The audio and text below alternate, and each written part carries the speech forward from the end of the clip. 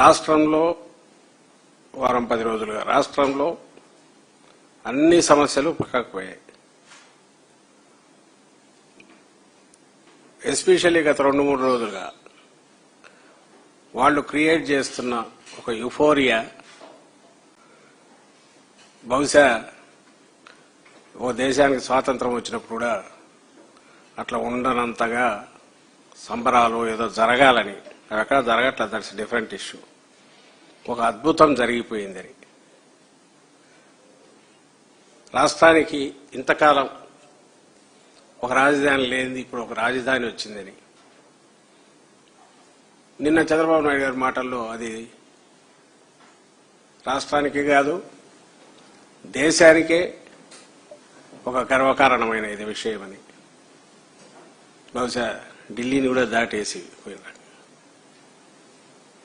ఇవన్నీ మీరందరూ సెలబ్రేట్ చేసుకోండి. కాసేపు నేల మీద నిలబడి ఆలోచిద్దామని జగన్మోహన్ రెడ్డి గారు లాంటి వాళ్ళు చెప్తే నువ్వు ప్రజలను మోసం పెడుతున్నావు, మోసం చేస్తున్నావు, మభ్య పెడుతున్నావు. Let us talk about the facts, realities. మరి క్వశ్చన్స్కి ఆన్సర్స్ ఏవంటే వాటిని అస్సలు ప్రస్తావించకుండా ఒక హోరు క్రియేట్ చేసి ఒక మాస్ మెస్మరిజం లాగా ఏదో చేసే ప్రయత్నం గత వారం రోజులుగా జరుగుతోంది. అమరావతికి చట్టబద్ధత, దాని లోతుకు ఎందుకంటే అదే ఒక సబ్జెక్టు. బట్ ఆయన గంటన్నర మాట్లాడిన దాంట్లో కూడా కొంత వేశాడు. చట్టబద్ధత అసలు పార్లమెంట్ కూడా లేదంట, అసెంబ్లీకి లేదంట. ఇదే దానికి ముందే ఆధారాలతో సహా చూపించాం. కేంద్ర ప్రభుత్వం అది రాష్ట్రానికి సంబంధించిన అంశం, మాకు సంబంధం లేని వ్యవహారం అని హైకోర్టులోనే అఫిడవిట్ వేసిన విషయం చూపించాం. అయినా సరే ఆయన చేస్తున్నాడు, చేశాడు. మరి ఇన్నాళ్ళు చట్టబద్ధత లేనట్ట అనే క్వశ్చన్ వస్తుంది. పోనీ ఇది చట్టబద్ధత సంబంధించినంత వరకు ఈరోజు నువ్వు చట్టం చేస్తే రేపు మళ్ళీ దాన్ని సవరించే అవకాశం లేదా అని జగన్మోహన్ రెడ్డి గారు అన్నందుకు చూడు సవరిస్తున్నాడు మళ్ళీ అని ఆయన మీద పడి ఏడుపులు. కానీ నిజంగా అది ఎవరికైనా ఆ డౌట్ వచ్చేదే. ఇంకా శాశ్వతం ఇదంటే ఏది శాశ్వతం కాదనేది అందరికి తెలిసిందే. దట్ డజంట్ మీన్ దాన్ని ఏదో చేస్తారని కాదు. నువ్వు అనవసరమైన దాని మీద ఒక టాపిక్ రైజ్ చేసి 15, 16, 18లో ఇప్పుడు ల్యాండ్ పూలింగ్ అప్పుడు లేదా తర్వాత 20లో 20 ఆయన అప్పట్లో మోడీ గారిని పిలిచి ఫౌండేషన్ వేసినప్పుడు మళ్ళీ మొన్నెప్పుడో రీస్టార్ట్ అని పూనకం వచ్చినట్టు ఇచ్చేసినప్పుడు మళ్ళీ నిన్న దీనికి మళ్ళీ అదే షో రిపిటేషన్. మళ్ళీ ఆ మట్టి కుప్పం మీద పోయి పడుకుంటాడు, లేదా పార్లమెంట్లో వాళ్ళు పోయి దండాలు పెడతారు. దీన్ని అందరూ సెలబ్రేట్ చేసుకుని ఈసారి అయితే ఆదేశాలు కూడా వార్డు సెక్రటరియట్, విలేజ్ సెక్రటరియట్ లెవెల్కైతే సెలబ్రేషన్స్ కూడా చేయమని. ఇంకా చిత్రం ఏంటంటే జగన్మోహన్ రెడ్డి గారు తీసుకొచ్చిన వికేంద్రీకరణ ప్రతిపాదన ఏదైతే అప్పట్లో మేము అధికారంలో ఉన్నప్పుడు ముందుకు పెట్టారో దాని మేరకు చట్టం కూడా చేశాము. వైజాగ్ ఎగ్జిక్యూటివ్ క్యాపిటల్, ఇది legislative capital, Kurnool judicial capital అని. దాన్ని 3 ముక్కలాటని ఎగతాళి చేయడమే కాకుండా పేకాటతో పోలుస్తూ మరి ఆయన దృష్టిలో ఈ ప్రాంతాలన్నీ ఏమంటారు పేక ముక్కలేమో తెలియదు చంద్రబాబు నాయుడు గారి దృష్టిలో. అది ఆ రోజు ఈ రోజు కూడా అది కామెంట్ చేయడమే కాకుండా అక్కడ కూడా నిన్న దాని గురించి సెలబ్రేట్ చేసుకోవాలంట. ఇక్కడ సంబంధించినంత వరకు ఒక ప్రాంతానికి సంబంధించిన రాజధాని ఏదైనా డిక్లేర్ చేసినప్పుడు అది ఏదో అసాధ్యమైంది నువ్వు తీసుకొస్తే దాని గురించి ఎక్కడన్నా అందరు రాష్ట్రం అంతా ప్రౌడ్గా ఫీల్ అవుతాడు. That's okay. ఇది ఆల్రెడీ ఎగ్జిస్టింగ్ నువ్వు పెట్టావు, దాంట్లో రకరకాల మార్పులు జరిగాయి, మళ్ళీ తీసుకొచ్చావు. ఆల్రెడీ రాష్ట్రం మీద బరువు ఒక 50,000 కోట్లు 60,000 కోట్లు వేసావు ఇప్పటికే. ఇంకా అది 1,00,000 కోట్లు 2,00,000 కోట్లు చేస్తానంటున్నావు. దీనికి ఒక కలరింగ్ ఇచ్చి దాని మీద నువ్వు సెలబ్రేట్ చేసుకోమని ఒక క్రూరంగా అందరికీ పిలుపు ఇవ్వడం. అటు అనంతపురం నుంచి శ్రీకాకుళం వాళ్ళు ఎందుకు చేసుకోవాలని అర్థం కాదు. పోనీ ఇక్కడ నువ్వు చేర్చని, నువ్వు అసలు పట్టించుకొని నగరాలు ఇటు గుంటూరు కానీ విజయవాడ కానీ అసలు పట్టించుకోవట్లే వాటిని, వాళ్ళు సెలబ్రేట్ చేసుకోవాలి. ఎగ్జిస్టింగ్ గా ఒకవేళ ఉందనుకున్న ఎగ్జిస్టింగ్ దాని మీద సెలబ్రేషన్ జరుగుతుంది. అయినా సరే కాలు ఇవ్వడం అనేది అంటే ఒక తెలియని ఏదో ఒక కండిషన్ లో జనాన్ని తోసి ఒక అద్భుతం జరిగిపోయిందని ఇంప్రెషన్ క్రియేట్ చేసి ఏమీ లేకపోయినా సరే ఆ ప్రాసెస్ లో తన పబ్బం గడుపుకోవాలనేది. అదే సమయంలో ఒక కరెక్ట్ నిజమైన క్వశ్చన్లు అందరూ వేసుకోవాల్సినవి జగన్మోహన్ రెడ్డి గారు రైజ్ చేస్తే, మా పార్టీ నాయకులు రైజ్ చేస్తే, మా పార్లమెంట్లో మా పార్టీ నాయకులు రైజ్ చేస్తే వాటిని ఎగతాళి చేయడమే కాకుండా వీళ్ళంతా అసలు ఏమేస్తున్నారో అర్థం కావట్లే. డెవలప్మెంట్, యాంటీ డెవలప్మెంట్ అను, యాంటీ ప్రోగ్రెసివ్ అను, యాంటీ స్టేట్ అను ఇలాంటి ముద్ర వేయాలనే ప్రయత్నం చేయడం. ఒక్కటంటే ఒక్కటి నేను ఆయన మాట్లాడిన వాటిలో ప్రతి మాటకు కావాలంటే వీడియో వేసి చూపొచ్చు. అన్ని అబద్దాలనే విషయం దాంట్లో తెలుస్తుంది. ఆయనవే ఉన్నాయి వీడియోలు, మనం ఎక్కర్లా, ఆయనవి ఉన్నాయి. ఇప్పుడు ఆయన పక్కన నిలబడిన ఆయన ఉప ముఖ్యమంత్రి పవన్ కళ్యాణ్ మాటలు ఉన్నాయి. వాళ్ళు గతంలో మాట్లాడిన మాటలు వేస్తేనే నిన్న ఏమంటారు పవిత్రమైన మట్టి పార్లమెంట్ నుంచి తెచ్చి మోడీ గారు ఇచ్చారు, యమునా నది నీళ్లు తెచ్చి ఇచ్చారని నిన్న అన్న వ్యక్తి ఆ అద్భుతమైన దీనివల్లే, ఇక్కడ అన్ని దేవాలయాల నుంచి తెచ్చిన దీనివల్లే ఈరోజు ఇంతటి అద్భుతం జరిగిపోయింది, చట్టబద్ధత వచ్చింది, పార్లమెంట్లో యునానిమస్ గా అన్ని పార్టీలు సపోర్ట్ చేశాయన్న పెద్ద మనిషి చంద్రబాబు నాయుడు గారు మరి 17లో కటీఫ్ చెప్పాక బీజేపీతో 18లో అప్పుడు ఏదో ధర్మ పరిరక్షణ ఏదో చేసినట్టున్నారు ప్రభుత్వం ఖర్చుతో డబ్బులు పెట్టి ఢిల్లీలో. అక్కడ ఏమిచ్చినా పీఎం క్వశ్చన్ చేసి ఆయన మోడీ గారిని ఏమిచ్చినా ఇంత మట్టి చెంబు నీళ్లు ఇంత మట్టి ఇచ్చారని అనలేదా? అది ఆ రెండు పక్కన పెట్టిన ఆయన చెల్లించాడు. ఎందుకంటే ఆయన ఈ రోజు ఏమనాలో అదే అని అంటాడు. వాళ్ళ ఉప ముఖ్యమంత్రి అది ఒక ఎవరు రాజధాని కాదు, కొంతమంది వాళ్ళ కోసం కట్టుకుంటున్న ఇదని తను అన్నాడు. అవన్నీ ఉన్నాయి హిస్టరీ. అంటే ఎవరు దాంట్లో ధైర్యం ఏంటంటే రోజు సగటు మనిషి కానీ లేదా ఎవరు పనుల్లో వాళ్ళ ఇవన్నీ చూడరు కదా అనేది. ఊదర కొడితే దడదడదర కొడితే అవును నిజమే కావచ్చు అనుకుంటారు కదా.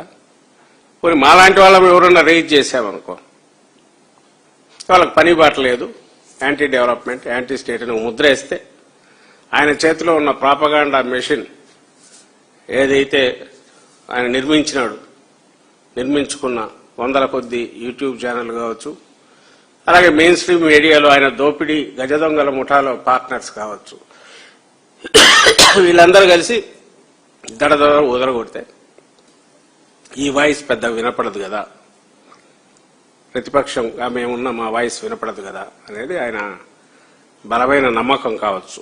దానివల్లే నిన్న ప్రతి మాటలో అబద్ధం మాట్లాడుతూ వచ్చాడు. ఒక్కటంటే ఒక్కటి నిజం లేదు. నేను ఇంకొక ఆశ్చర్యం మీరు గమనించింటారు అందరూ మాటల మధ్యలో. నిన్న ఈరోజు అదే పనిగా చూస్తూ వచ్చిన ఎక్కడన్నా ఒక్క మాట అన్నా ఏదేమనుకుంటే ఏదీ లేదు. పైగా జగన్మోహన్ రెడ్డి గారు వైఎస్ఆర్సీపీ ఈయన ఒక అద్భుతమైన ఇది చేస్తుంటే అమరావతి మీద కులముద్ర వేయబోయారట. మేము వేయడమేంది, నిన్న మీ సోదరి ఆమె రేణుకా చౌదరి గారు రాజ్యసభలో తొడగొట్టి, ఎందుకంటే ఆమె తొడగొట్టడం అలవాటు, ఇప్పుడు తొడగొట్టి ఏదో అన్నారు, పెట్టరా అమరావతి పిలవరా కమరావతి అని. అంతకుముందు ఆమె అన్నారు ఆమె కొండ మీద అమ్మవారు కిందకి అమ్మవారు అని. మేమంటున్నది కాదు, పాపం నాకు తెలిసి కమ్మవారు అందరూ కూడా అనుకుంటుంటారని అనుకోరు.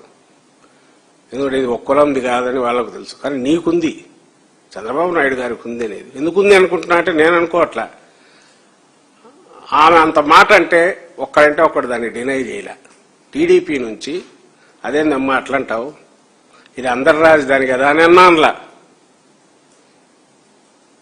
పైగా ఆయన లోకేష్ బాల్కనీలో కూర్చొని ఆయనకు దండం కూడా పెడుతున్నాడు. మంచి మాట అన్నావు పెద్దమ్మ, ఎంత చక్కటి మాట అన్నావు అన్నట్టు ఆయన పోజ్ ఇచ్చాడు. ఇది అక్కడ పిక్చర్. నిన్న చూస్తే ఈయన మరి ఇట్లా ఎట్లా అనగలుగుతున్నాడు నాకు అర్థం. కులముద్ర మేమేస్తానావా? జగన్మోహన్ రెడ్డి గారు ఎప్పుడన్నా వేశారా? పోనీ మా పార్టీ నాయకులు ఎవరన్నా వేశారా? నీ అవినీతికి అది ఓ పెద్ద ఇదే అని చెప్పి ఒక ఖజానా మొత్తం దోచుకోవడానికి నువ్వు చేసుకున్న ఏర్పాటని నిందిస్తున్నావు. రాష్ట్రాన్ని ముంచి నీ అవినీతికి నువ్వు ఏర్పాటు చేసుకున్న వ్యవహారం అని చెప్పి విమర్శిస్తున్నావు ఆధారాలతో సహా. అంతే తప్ప కులమని మేమెప్పుడు అన్నాము. మీరు మీ వీళ్ళు వాళ్ళు చెప్పుకుంటున్నారు, నువ్వు దాన్ని ఖండించట్లా. ఏ తర్వాత నేను చెప్పదలుచుకుంది అంటే to start with, Jaganmohan Reddy గారు ఈ రాష్ట్రంలో మనకున్న ఇప్పుడున్న సినారియోలో ఎవరు అవునన్నా కాదన్నా 2 పార్టీలు ప్రధానంగా ఉన్నాయి. ఒకరు అధికారంలో ఉంటున్నారు, ఒకరు ప్రతిపక్షంలో ఉంటున్నారు. మిగిలిన పార్టీలు ఉన్నాయి. అయితే ఈసారి 3 పార్టీలు కలిసి కూటమి ఎక్కడ ప్రభుత్వంలో ఉన్నాయి. మా పార్టీ వైఎస్ఆర్ కాంగ్రెస్ పార్టీ, జగన్మోహన్ రెడ్డి గారి పార్టీ 40% ఓట్లు తీసుకుని ప్రతిపక్షంలో ఉన్నాం. ఇది ఎందుకు చెప్తున్నానంటే వైఎస్ఆర్ కాంగ్రెస్ పార్టీ మాట్లాడినా, తెలుగుదేశం పార్టీ మాట్లాడినా దట్ హ్యాజ్ రెలవెన్స్ ఖచ్చితంగా ఉంటుంది. ఎందుకంటే ప్రధాన పార్టీలు అధికారంలోకి రాగలిగిన పార్టీలు, వచ్చే అవకాశం ఉండి వాళ్ళ విజన్ ఇంప్లిమెంట్ చేయగలిగిన పార్టీలు. అట్లే జగన్మోహన్ రెడ్డి గారు, చంద్రబాబు నాయుడు గారు వాళ్ళు ఏది మాట్లాడినా దానికి వాల్యూ ఉంటుంది. ఇప్పుడు రాష్ట్రం మొత్తం అలాగే పక్క రాష్ట్రాలు కావచ్చు, ఎవరైనా సరే ఆంధ్రప్రదేశ్ పరిశీలిస్తున్న వాళ్ళైనా జగన్మోహన్ రెడ్డి గారు మాట్లాడింది విన్నారు, అమరావతికి సంబంధించి చంద్రబాబు నాయుడు గారు మాట్లాడింది విన్నారు. ఇందులో క్లారిటీ ఆఫ్ థాట్ ఇద్దరికీ ఉంది. జగన్మోహన్ రెడ్డి గారికేమో రాష్ట్రం మీద బరువు పడకుండా, ప్రజలకు గుదిబండ కాకుండా 5 కోట్ల మంది ప్రజలకు రాష్ట్రానికి ఒక మంచి గ్రోత్ ఇంజన్ లాంటి క్యాపిటల్ కావాలి, ఎకనామిక్ పవర్ హౌస్ కావాలి. ఇది ఇతర నగరాలతో అతి తక్కువ సమయంలో పోటీ పడగలిగిన సామర్థ్యం దీనికి రావాలి. ఇందులో ఏమైనా తేడా ఉందా? రాష్ట్రం విడిపోయిన తర్వాత ఓట్ల పరంగానే కాదు, సీట్ల పరంగా కూడా పెద్ద ప్రతిపక్షంగా 67 సీట్లతో గెలిచిన రోజు ఆయన అదే చెప్పాడు. ఏమని చెప్పాడు జగన్మోహన్ రెడ్డి గారు? 30,000 ఎకరాల పైగా ప్రభుత్వ భూమి, ప్రభుత్వము, నాట్ రైతుల భూములు కొట్టమని కాదు, రైతులను ముంచి తీసుకోమని కాదు, ప్రభుత్వ భూమి ఉండాలి అన్నాడు. చంద్రబాబు నాయుడు గారు కన్వీనియంట్ గా ప్రభుత్వాన్ని తీసేస్తాడు. నువ్వన్నావు కదా 30,000 ఎకరాలు అంటాడు. జగన్మోహన్ రెడ్డి గారు ఎందుకన్నారు అంటే, క్యాపిటల్ అనేది ఇంక్లూజివ్ క్యాపిటల్ కావాలంటే, అఫోర్డబిలిటీ ఉండాలంటే, మిడిల్ క్లాస్ కానీ లోయర్ మిడిల్ క్లాస్ కానీ ఉపాధికి అక్కడికి వచ్చేవాళ్ళు ఉండడానికి కానీ, ఉద్యోగ అవకాశాలకు అన్ని రకాల వాళ్ళు ఉండడానికి కానీ, ఇది మొత్తం క్లాస్ వీళ్ళు ఎలీట్ కాదు, ఫైనాన్షియలీ వెల్దీ పీపుల్కి ఒకరికే కాదు, అందరూ ఉండగలిగిన నగరం ఉన్నప్పుడు అది సజీవ నగరంగా ఉంటుంది. కాబట్టి ఇది చేయడానికి అవసరమైన ఖర్చు, ఆ బరువు ప్రజల మీద పడకూడదు అనేది ఆయన ఆలోచన. ఆ ఉద్దేశంతో ఇప్పుడు మేము ప్రతిపక్షంలో ఉన్నాం, అవకాశం మీకుంది కాబట్టి ఇది దృష్టిలో పెట్టుకొని పెట్టండి అన్నారు. అయ్యా మేము ఇక్కడని చంద్రబాబు నాయుడు గారు అన్నారు. ఓకే అని 2019 ఎన్నికలకు ముందే రిపీటెడ్ గా చెప్తున్నాం. చంద్రబాబు నాయుడు గారు ఇల్లు కట్టుకోలే, అధికారంలో ఉన్న చంద్రబాబు నాయుడు గారు ఇల్లు కట్టుకోలే, ప్రతిపక్షంలో ఉన్న జగన్మోహన్ రెడ్డి గారు ఇప్పుడు మనం కూర్చున్నది ఇది, దీంతో సహా పక్కన పార్టీ ఆఫీస్ కోసం అప్పట్లో, తర్వాత అదే సీఎం క్యాంప్ ఆఫీస్ అయింది, ఈ బిల్డింగ్ తో సహా ఆయన రెసిడెన్స్ తో సహా నీట్గా పర్మనెంట్ కట్టుకున్నారు. చంద్రబాబు నాయుడు గారు చేయలే, ఈయన చేశారు జగన్మోహన్ రెడ్డి గారు. ఎందుకంటే చంద్రబాబు నాయుడు గారికి అవకాశం వచ్చింది, ఆయన ఒక క్యాపిటల్ ఇక్కడ నిర్మిస్తున్నాను, వెల్ మంచిదే, మనం రాజధాని ఇది పార్ట్ ఆఫ్ ఎంటైర్ స్టేట్ దీంట్లో ఉంది, ఓకే అని చెప్పి వచ్చారు. నువ్వేం చేశావు? ఒక రియల్ ఎస్టేట్ చేతిలో పైసా లేకుండా రైతుల మీద రైతుల పొలాలే పెట్టుబడిగా తీసుకొని బయట ఎక్కడన్నా ఫైనాన్షియల్ ఇన్స్టిట్యూషన్స్ డబ్బులు తెచ్చి వాళ్ళ జుట్లు ముడేసి అక్కడ వచ్చి కన్స్ట్రక్షన్ చేసిన తర్వాత అమ్మి వచ్చిన డబ్బులతో వీళ్ళు సర్ది లాభం జోబులో వేసుకునే ఒక real estate bogus real estate వ్యాపారిలాగా. దానికి ఎగ్జాంపుల్స్ ఉన్నాయి మనకు హైదరాబాద్లోనే, పేరు అనవసరం. ఒకటి ఇట్లాంటి రియల్ ఎస్టేట్ ఇది కంపెనీ నాకు తెలిసి అయితే 150 ఎకరాలు 200 ఎకరాలు రైతులందరితో రాయించుకొని ఫైనాన్షియల్ టైఅప్ చేసి గోడలు లేచినాయి. ఆ తర్వాత ఏం చేయాలని అర్థం కదా, రకరకాల కారణాలు. ఎందుకంటే సైకిల్ ఒకసారి కొంచెం ఈలోగా కొనేవాళ్ళు ముందుకు రాకపోతే సైకిల్ ఆగిపోతుంది. దాంతో చేతులు ఎత్తేసారు, రైతులు ఇరుక్కుపోయినారు. అయితే అక్కడ ప్రైవేటు వాడు రాష్ట్ర ఖజానా లేదు కాబట్టి అదేదో ఫైనాన్షియల్ ఇన్స్టిట్యూషన్స్ వాళ్ళు లిటిగేషన్లు కింద మీద పడతారు. అక్కడ 150 ఎకరాల్లో చేసిండేది ఇక్కడ చంద్రబాబు నాయుడు అనుకో 30,000 ఎకరాలు 33,000 ఎకరాలు ఎగ్జాక్ట్లీ అక్కడ చేశారు. అది మనకు ఎప్పుడు అర్థమైంది? ఆయన 4 ఏళ్లు చేసిన ఈ తతంగం ఏదైతే ఉందో ఇది పూర్తి ఆయన దిగిపోయాక మేము వచ్చాక జగన్మోహన్ రెడ్డి గారు చూస్తుంటే ఇది మొత్తం దోపిడీకి ఒక పెద్ద ఇది వేసుకున్నాడు, పర్మనెంట్ దీని ఏదైనా అర్థమైంది. ఇంకా దీంట్లో అన్ని రకాలుగా ఇన్సైడర్ ట్రేడింగ్ లాగా ఇవి చేయడం, ల్యాండ్స్ కొని ఇంకో దగ్గరికి అమ్మి కొంతమంది బాగుపడడం, అసైన్ ల్యాండ్స్ అన్ని తీసుకుని వీళ్ళు ప్లాట్లు తీసుకోవడం, వీళ్ళ నాయకులు కానీ బినామీలు కానీ వీళ్ళ సొంత కంపెనీలతో సహా అందరూ ఇక్కడ కొనుక్కోవడం, దానికోసం అలైన్మెంట్లు మార్చడం. ఇవి ఎందుకంటే ఆయన క్లారిటీ ఆఫ్ థాట్ ఉంది. నేను మళ్ళీ చెప్తున్నా కదా, clarity of thought Jaganmohan Reddy గారికి ఏమో అది ఉంది, చంద్రబాబు నాయుడు గారికి ఏమో క్లారిటీ ఆఫ్ థాట్ ఏదంటే ఈ ప్రాజెక్టు ఆయన దృష్టిలో ఇది ఒక ప్రాజెక్టు, ఈ ప్రాజెక్టు టేకప్ చేశాక ఎగ్జాస్టివ్ గా పిండుకోవడం ఎట్లా, మూలుగతో సహా దీన్ని లాగడం ఎట్లా. మూలుగతో సహా కూడా న్యాచురల్ కాదు, అవసరం లేనిది ఎక్కువ ప్లాన్ చేసి ఇన్ఫ్లేటెడ్ ప్రపంచంలో ఎక్కడా లేని రేట్లు పెట్టి దానికి ఏదో ఒక అందమైన పేర్లు పెట్టి ఎవరికో కట్టబెట్టి తద్వారా వచ్చే దీన్ని నిరంతరం ఒక 6 hours పవర్ ఇంజన్ పెట్టి మోటార్ ఇంజన్ పెట్టి లాగితే నీళ్లు ఎట్లా కొడతాండొచ్చు, పర్మనెంట్ కొట్టుకోవడం ఎట్లా, తన గజ దొంగల ముఠ, ఇది ఆయన ప్లాన్. ఆ clarity of thought Chandrababu Naidu గారికి ఉంది కాబట్టి 2014లో వచ్చిన దగ్గర ఆయన వైజాగ్ అనుకోలే, పోనీ విజయవాడ ఈ పక్కన అనుకోలే, హైవే పానుకోండి నూజివీడు దగ్గర అక్కడ అనుకోలే, ఇటు ఇబ్రహీంపట్నం అటు పోలే, వెతికి వెతికి వెతికి వెతికి ఆ మాయాబజార్ లాగా సరి వేసి అటు ఇటు ఎటు గాని ఒక పచ్చటి అద్భుతమైన అన్ని రకాల పంటలు ఇస్తూ అక్కడ కౌలుకు తీసుకున్న అంటే వ్యవసాయ కూలీలు వాళ్ళు మేస్త్రి పని చేసుకుంటూ కౌలుకు తీసుకున్న వాళ్ళకే సంవత్సరానికి 3-4 లక్షల ఆదాయం వచ్చేంత రెవెన్యూ క్రియేట్ చేసిన ల్యాండ్, దాని మీద ఆయన కన్నుబడింది. అప్పుడే ఎక్కడైతే నిన్న ఆయన మాటల్లో చెప్పాలంటే 1200 కిలోమీటర్ల రోడ్లు ఇంటర్నల్ రోడ్లు వేయచ్చు, 3000 కిలోమీటర్లు ఇంకోటేదో వేయచ్చు, ఎంత పైకి పోతే కిందికి ఎంత పోవచ్చు.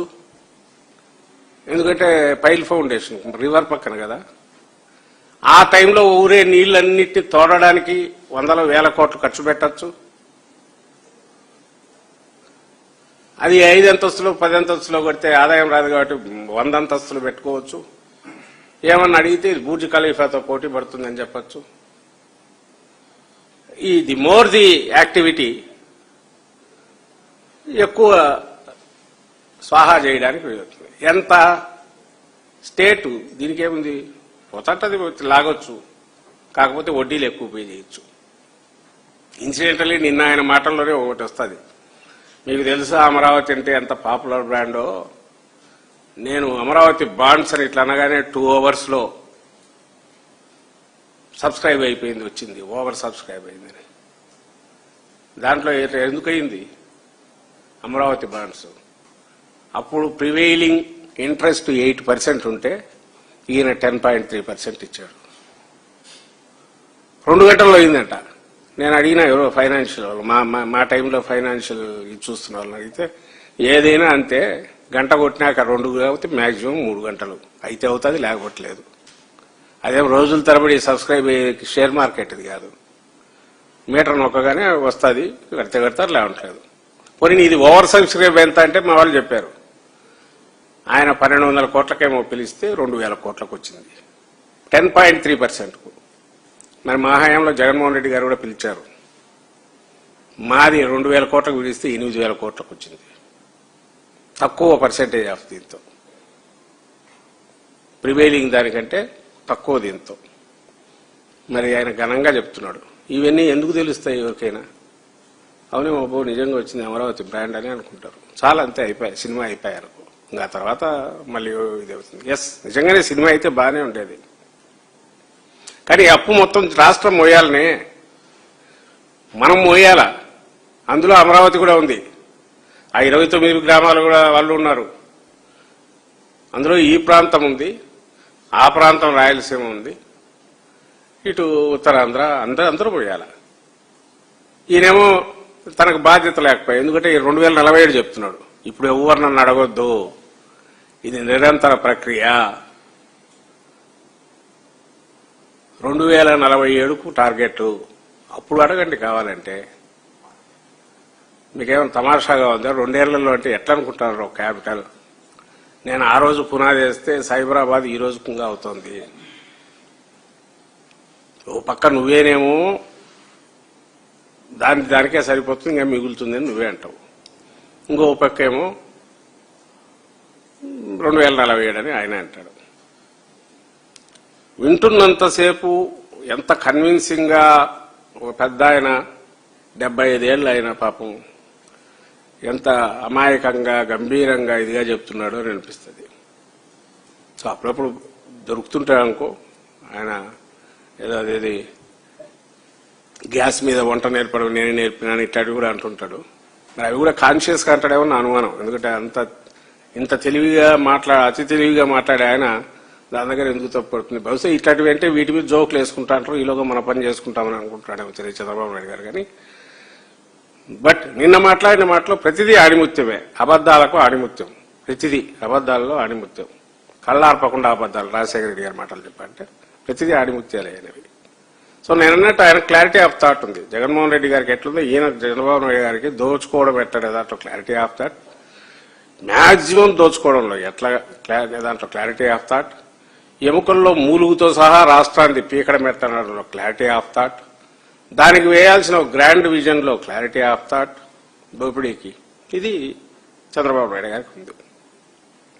మేము ఇప్పుడు అడిగేది ఏంటంటే వీళ్ళిద్దరిని పక్కన పెడితే, ఎందుకంటే వాట్ దే రైజ్ క్వశ్చన్స్ కావచ్చు, వాట్ దే టెల్ అవి రెలవెంట్, అది రాష్ట్రం ఇంట్రెస్ట్ ఏదో ఒక రకంగా అఫెక్ట్ చేసేది. కాబట్టి ఆలోచించాల్సింది ఎవరంటే ప్రజలు ఆలోచించాలా,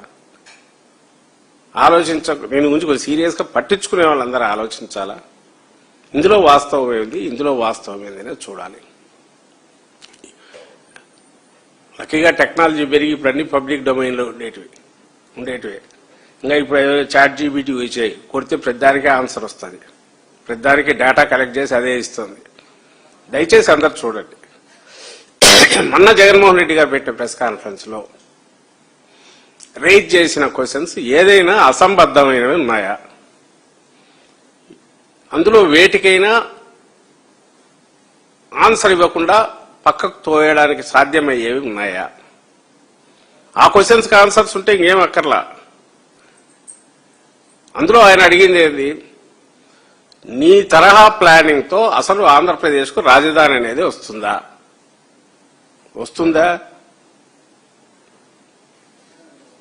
రాజధాని అంటే 3 బిల్డింగులే అయితే రావచ్చు. అట్ ది కాస్ట్ ఆఫ్ ఇప్పుడే ఆయన ఇచ్చిన ప్రాజెక్టుల ప్రకారం 50,000 కోట్లు, ఇంకొక 50,000 కోట్లు, 1,00,000 కోట్లు, 1,50,000 కోట్లు బిల్డింగ్లు అయితే ఒకటి. ఈ రాజధాని కోసం నువ్వు పెట్టే 1,00,000 కోట్లు ఆయన లెక్క ప్రకారం 1,00,000 కోట్లు, మళ్ళీ ఇప్పుడు 50,000 ఎకరాలు కన్నా రైతుల దగ్గర తీసుకుంటే 2,00,000 కోట్లు. అది ఖర్చు పెట్టడానికి ఒక 10 ఏళ్ళు ఎంతో. ఇదంతా అయిన తర్వాత ఆ తర్వాత జనం వచ్చి అక్కడ ఉండి వాళ్ళ యాక్టివిటీ పెరిగి ఉద్యోగాల కల్పన ఏదో జరిగి ఉద్యోగాల కల్పనకు కావాల్సిన సమ్ ఇండస్ట్రీ లాంటివి ఏవో వచ్చి ఒక సజీవ నగరంగా మారడానికి ఎంత టైం పడుతుంది, అంతవరకు ఎట్లా చేస్తావు? ఆయనకు ఈ క్వశ్చన్లకు ఆన్సర్ ఆయన సెల్ఫ్ ఫైనాన్సింగ్ అంటున్నాడు. మరి ఆ సెల్ఫ్ ఫైనాన్సింగ్ అనేది ఎట్లా అనేది చెప్పమంటే చెప్పలే. నిన్న చెప్పాడు అది కూడా లేదు అని, అది కూడా ఇప్పట్లో లేదు అని. మీరు విన్నారు లేదు, మళ్ళీ వినండి అని అందరికీ చెప్తున్నా. నిన్న చంద్రబాబు నాయుడు గారు మాట్లాడిన వాటిలో ఇది ఉంది, అందరూ వినండి, చదువుకున్న వాళ్ళు కానీ మీడియా వాళ్ళతో సహా విజ్ఞప్తి చేస్తున్నాం. ఏమంటాడు అందులో, అక్కడ మనం చేసే యాక్టివిటీ ద్వారా దానికి ట్యాక్సులు పే చేస్తారు కదా, దాని ద్వారా వచ్చే ఆదాయము అది ఆదాయం కాదా, అది ఫైనాన్సింగ్, సెల్ఫ్ ఫైనాన్సింగ్ అనేది ఒక మాట అన్నాడు. అక్కడ చేసే ఖర్చు ఎవరు చేసేది? అక్కడ ఉన్నవాళ్లు ఖర్చు చేసి దాంట్లో ఆదాయం వస్తే అది ప్రభుత్వానికి వచ్చేది. కానీ ప్రభుత్వం అప్పు చేసి నువ్వు అక్కడ బిల్డింగ్లు కట్టి ఒకవేళ దానికి ఏదన్నా ఆ బిల్డింగ్ కన్స్ట్రక్షన్ లో వాడే మెటీరియల్ మీద ట్యాక్సులు తీసుకొని 15% అంటే 15 ఎంతో వేసుకుంటే కొన్ని 15% అనుకుందాం. అంటే నువ్వు 1,00,000 కోట్లు ఖర్చు పెడితే 15,000 కోట్లు నీకు వస్తుంది.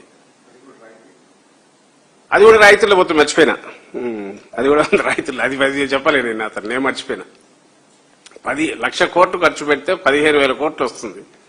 అసలు ఫస్ట్ థింగ్ ప్రజల సొమ్ము, ఖజానాది, రాష్ట్రం సొమ్ము, నీది పర్సనల్ హెరిటేజ్ది కాదు, నీ జోబులోది కాదు. నువ్వు 1,00,000 కోట్లు ఖర్చు పెట్టి దాంట్లో 15,000 కోట్లు తెచ్చుకునే గవర్నమెంట్కి ఆదాయం అని అంటే దాన్ని ఏమనాలా? బైది ఆయన MA economics, PhD scholar, I think PhD వచ్చినట్టుందో మరి మధ్యలో డిస్కంటిన్యూ తెలియదు, కానీ పిహెచ్డి అయితే చేసేవాడు.